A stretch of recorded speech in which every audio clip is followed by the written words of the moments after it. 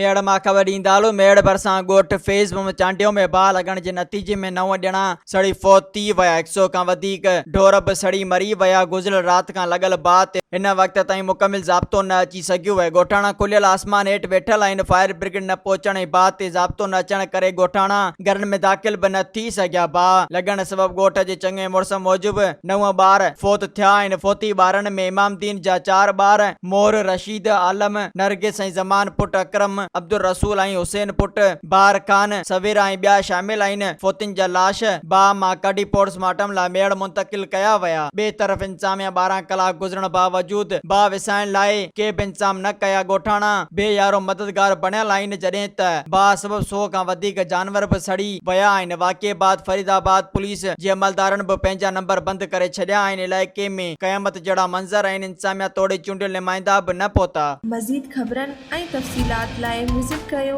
असांजी website www.awamiNewsHD.com ऐं ॾिसंदा रहो अवामी न्यूज़ HD।